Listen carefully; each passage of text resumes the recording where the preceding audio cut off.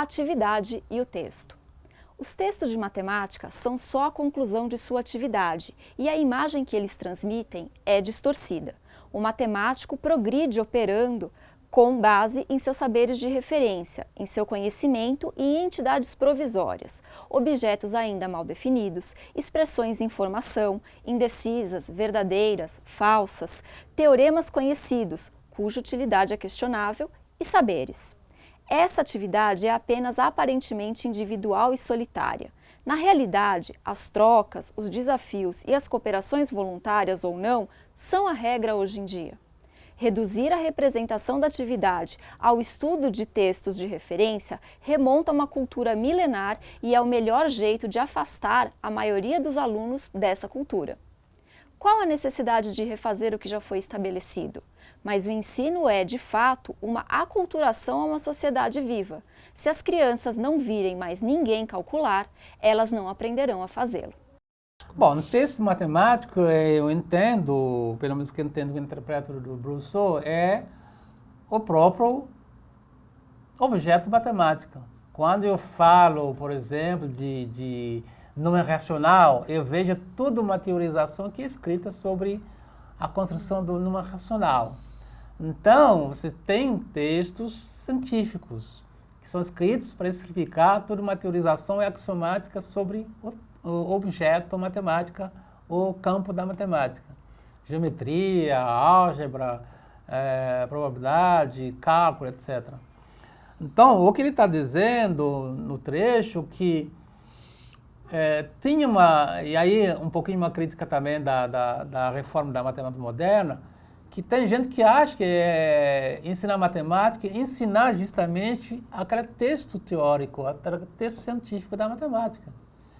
Que isso já se mostrou que deu falha. O mais importante, justamente, e isso acontece muito também numa abordagem tradicional, os professores, que eles fazem definição, exemplo, exercício. E raramente um professor tradicional dá aos alunos condições de participar da construção dos conhecimentos. Então, quando ele fala do texto do matemática, é o texto do saber, ou seja, o saber da referência, quando eu falo de número racional. Como o número racional é tratado por um matemático, um pesquisador em matemática.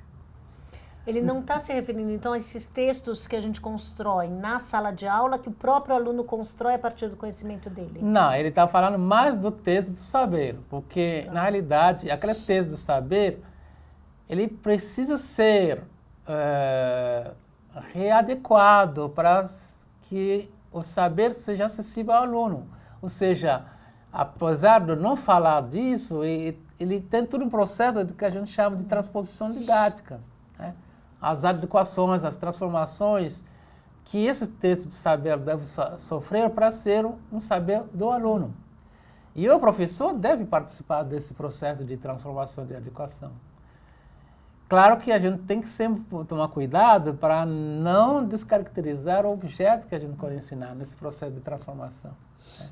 Porque também tem isso, porque a gente vai adequando, ajustando, facilitando, introduzindo uma linguagem inadequada e o aluno acaba aprendendo uma coisa que muitas vezes não tem nada a ver com o objeto que deve ser ensinado, né?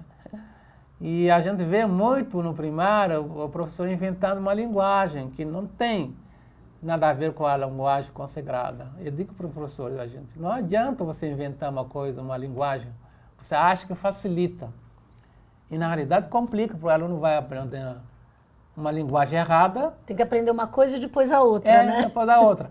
Claro que você não precisa, para o primário, sofisticar, usar termos complicados, mas você tem que usar termos muito próximos daquele que é usado matematicamente.